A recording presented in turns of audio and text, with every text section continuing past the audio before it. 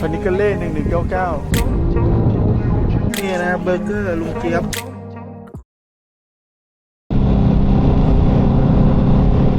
สวัสดีบางประกงจ้า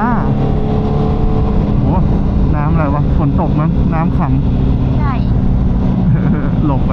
โอ้ยไม่รู้จะลงตรงไหน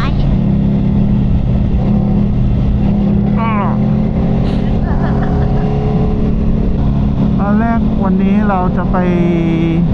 สะพานใหม่นะแต่ว่าน้ำโทรมาชวนว่าให้ออกไปบางพระเพราะน้ำกำลังไปบางพระนะหมอรถแรงบอก เราก็เลยเปลี่ยนแผนกันนิดหน่อย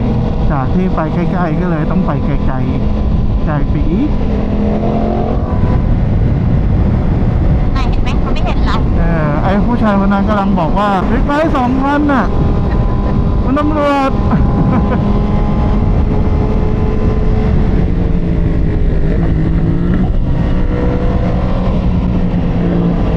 เชนเกียร์ทีรถสั่นเลยเมื่อกี้รถอ้วนอ่ะพอคนจัดพอคนหนัก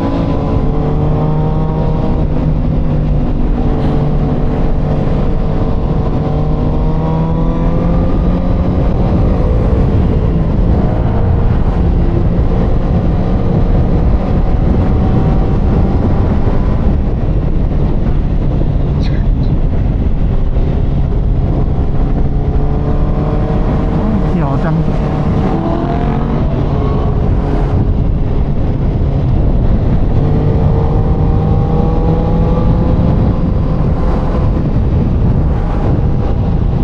เนี่ยเดี๋ยวคอยดูนะ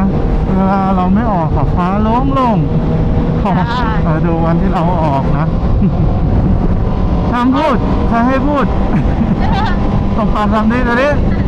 2 3ว้าวเท่จังปิดเลยนะ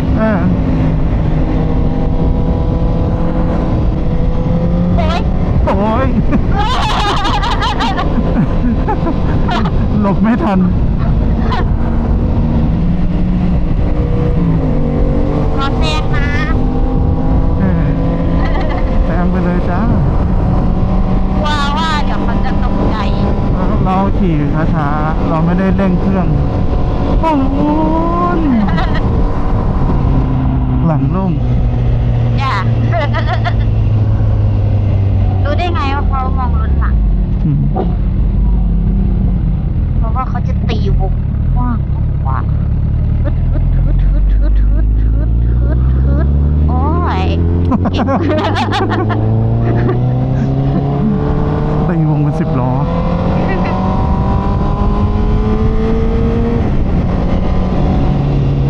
เลี้ยวขวาดูรถด้วยขวาว่างซ้ายว่างหลังมอไซค์ไปขึ้นไหมจะขี่ตามหรือจะขี่นำขี่ตาม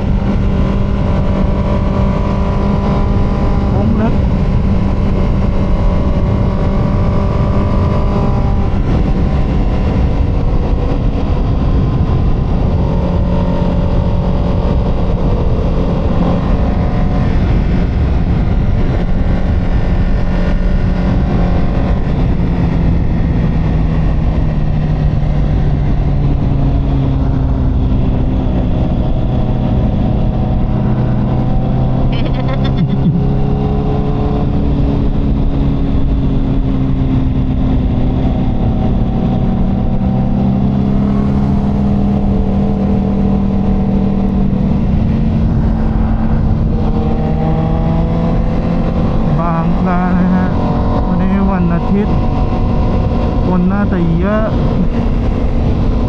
เรามาสาย ใช่9:30เราขี่รถมา1 ชั่วโมงเหมือนกันนะเนี่ย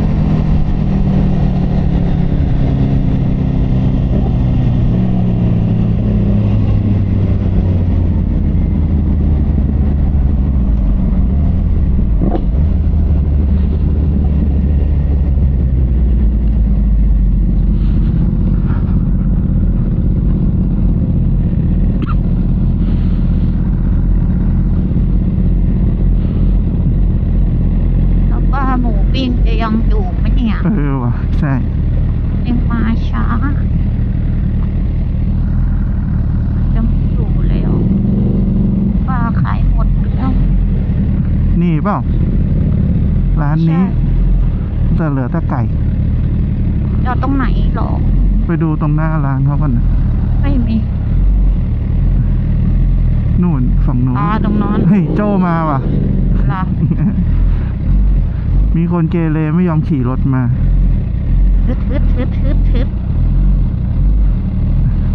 นี่เลยครับนะครับ ขายาวเลยได้3 วันดิได้เปิดกล้องเปล่า เปิด อึด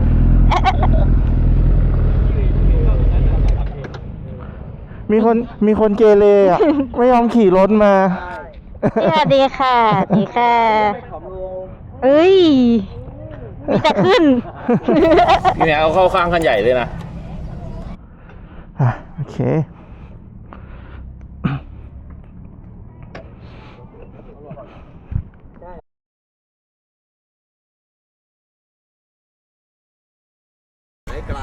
นี่วันนี้มีตัวโหดนะวันนี้ก็เล่น1199คันนี้อย่าไปชวนออกทริปด้วยนะ ไปไม่รอ ไปไม่ทัน ตามไม่ทันสักที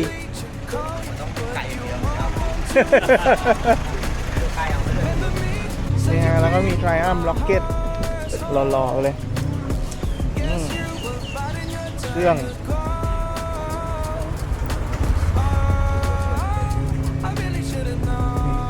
ก็เหมือนเดิมเจ้าสุกัด CBR 1000 Honda CBR 1000 Double R Yamaha YZF R7 ก็รับไปหรือเปล่าเบอร์เกอร์ ไม่เขาคุยโทรศัพท์เขาเดินไปนู่น กลัวใครมา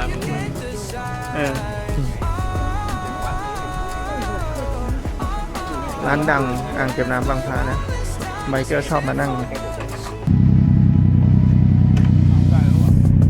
Change your energy, yeah, you switch things up. Now you seem brand new to me. But was that even for? Was you playing your games? Was you really bored? No, I really should've known. Babe, with that in mind, do we get away? Then I see the signs. Oh, after all that time, it's the same focus. You don't wanna try. Love was real, but it's not over. No, you can't decide. ได้ครับผมเบอร์นี้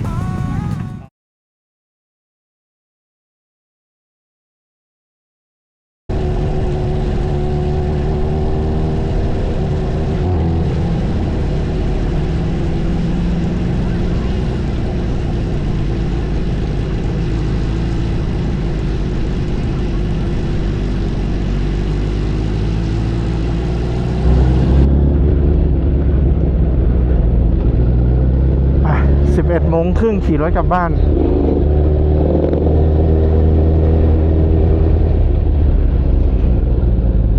มีรถใหม่ เดี๋ยวก่อนซ้ายมี ขวามีวนล้อก่อน เขามองไม่เห็นเรา ขวารถเยอะอยู่ อยากชิบหายตรงนี้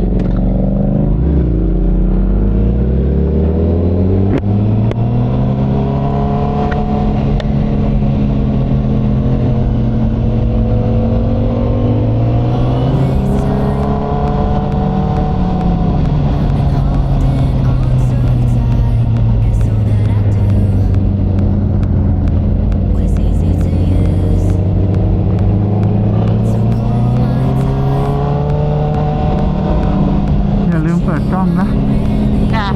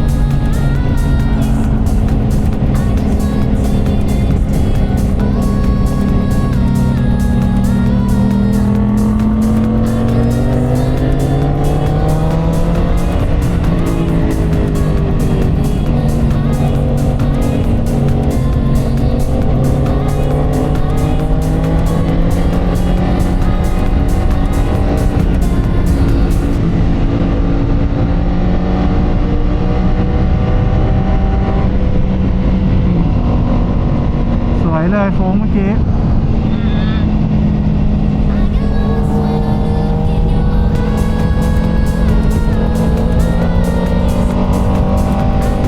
อ่านโค้งไม่ค่อยออก เลี้ยวซ้ายข้างหน้า จ้ะ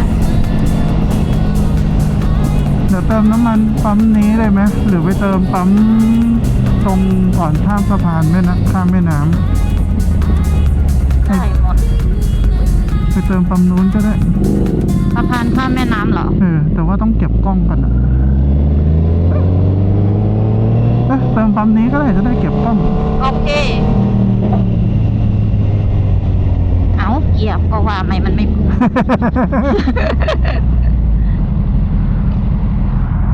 ใส่ไหลไป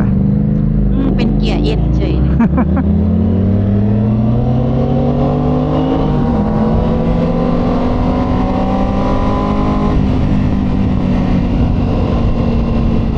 กลิ่นไหม้จากอะไรวะ รถฉันหรือเปล่า ไม่น่าใช่ 95 นะ แต่เขาไม่ได้กลิ่นนะ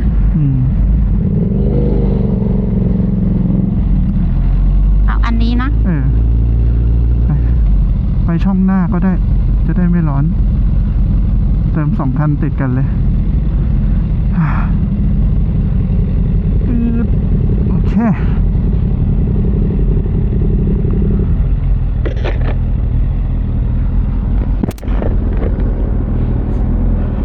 เต็มถังค่ะ เติมน้ำมันก่อน